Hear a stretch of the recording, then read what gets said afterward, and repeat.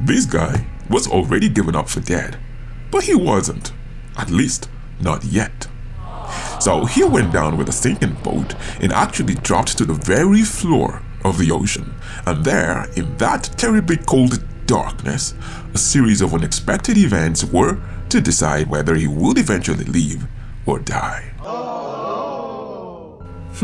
So imagine that you are on a boat in the middle of the ocean, and now you decide to quickly go use the bathroom. And then as you close the door behind you, you hear one of the skippers shout, "Rogue wave! Rogue wave!" But you smile to yourself because you know that guy. He's an idiot. He plays too much. He's done that same prank too many times in the past. But then, BAM! Your boat shudders violently as a terrific force slams into it, and before you know it, you're starting to roll over. You are wide-eyed. You try to get out of the bathroom, but everything is happening so quickly. And before you know it, you're looking at the toilet seat that you were sitting on right above you. And the lamp, the ceiling lamp, well, you're squatting on it. You are terrified, but your ordeal is just about starting. And then everything goes dark as you go below the waterline and you start to descend like 10 stories worth right to the bottom, very bottom of the ocean. Scary, right? Yeah. So here is this guy, Harrison OKENE, but let's just call him Harry. Now that was exactly his experience, and he was in full panic mode. The boat was a Jascon tugboat, and it was about 19 miles off the coast of southern Nigeria, still within the continental shelf. Harry was the cook on the vessel, and he had gotten the job in what he considered to be a miraculous stroke of good fortune. Now wide-eyed and running down the now upside down corridor towards some glowing cell phones that he could see in the distance, well, he started to wonder if that lock was not finally turning dark. Some of his colleagues were gathered by the watertight door struggling to open it, but before they could, a surge of water from some underlying chambers rushed in and threw everybody off their feet. Harry, he quickly retreated. The corridor was now completely submerged, and all he could do was to frantically swim back up the gangway, which he did, but with great effort, and he ended up in the second engineer's cabin. Now, unbeknownst to him, that now happened to be the highest point in the now sunken boat as it rested at the bottom of the sea, and it now naturally harbored a compressed air bubble. Now, you know how when you submerge a multi-chambered object into a body of water, how some air bubbles will get trapped in some of the chambers? Yeah, that was the way that the air bubble was trapped. And that was a good thing for him because it ended up giving him a lot of respite. It was fantastic even. So he took big gulps of air for a few seconds and swam to the watertight door, frantically trying to open it, but he still was unable to figure it out. On one of his return trips to the air bubble, he noticed that the cries of the others were gone. Clearly, those guys were somehow finding other ways to exit this vessel, he thought, and he feared that he was going to be the only one left behind. If only he knew. Still, as he assessed his environment, he looked around and spotted a bag within the cabin. In it, he discovered a treasure trove of a can of sardines and a bottle of cola. Those were going to be his only meal for the next only God knows how long. Soon, and as he expected, the rescue lights went out and the deepest of darkness returned. He could hear things from above, like when a vessel would pass overhead or something large would drop into the waters, but he could see absolutely nothing. It felt like Jonah riding in the belly of the whale, so he started to pray. He, being a religious man and now being completely out of his wits, believed that his needed respite now could only come from God above. And so the minutes became hours, and those also piled one over the other until the first 24 hours had passed. Yet nothing that appeared like rescue was on the horizon. And so 48 hours passed, 2 days, and yet there was nothing but that ominous silence and utter darkness. And of course, the feeding on his legs by the bottom feeders. Now he continued to pray and to sing, his voice echoing around that little chamber in the most surreal and sad refrain. His mind was totally scrambled, and of course you can understand why. And when the 60-hour mark came and passed, he noticed that he now needed to gasp for air. Just a little bit. It was now the third day of the silence, darkness, cold, fear, and leg sacrifice. 3 days. Honestly, I don't know how he managed to stay sane. Then he heard something heavy dropped into the water from above.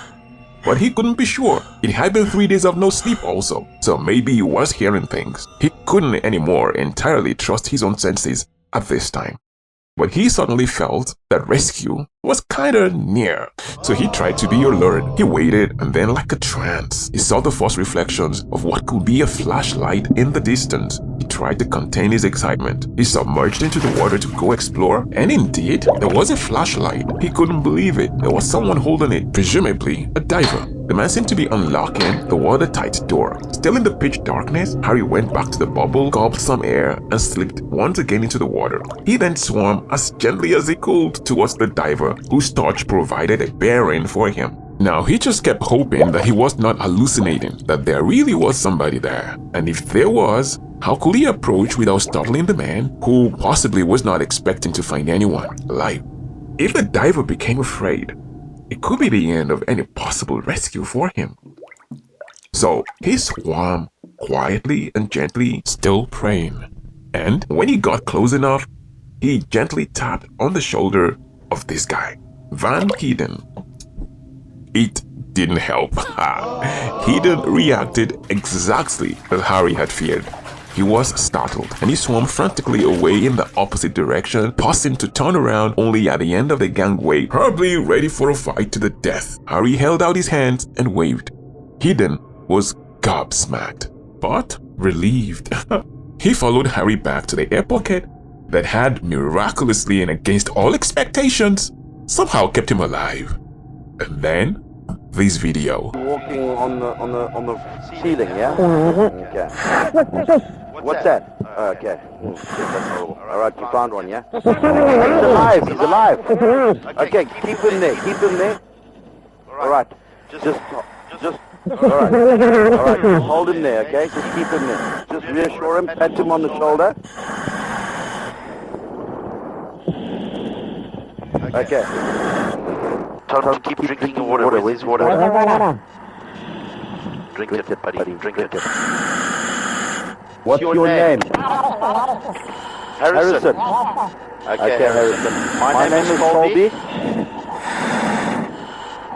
Okay, and I'm going to bring you home, okay? What is your rank? You're the cook. Okay, we survive. Put your head underwater and breathe comfortably, okay? Okay, how's that? Are you alright, Harrison? Alright, stick his head in. Put his head in the bell.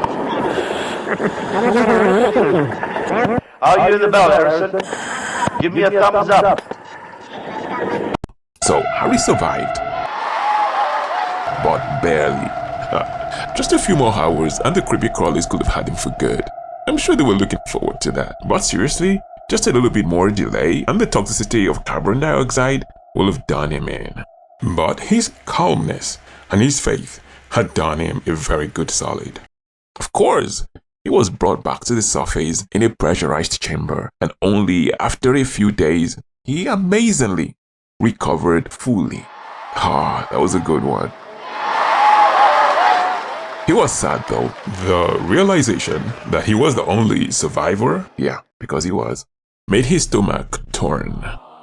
Those guys were his friends. Of all the 12 of them in the tugboat, he was the only survivor. And I can imagine how that can leave a bad taste in the mouth of anyone. But despite the bitterness of it, he was still grateful to be alive.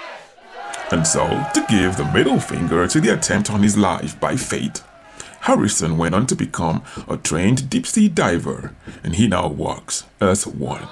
So, if you're looking around for him these days, you will find him installing or repairing underwater oil installations at depths as far as 165 feet under the sea. And that's it, my friends.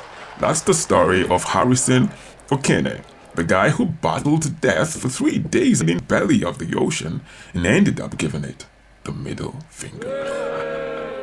That's a good one, right? Right? Yeah.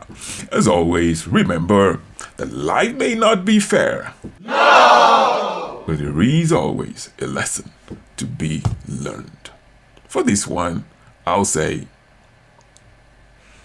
no matter how dark or wet your situation may seem, keep up your faith and your spirit, and you most likely will come out on the other side the better for it.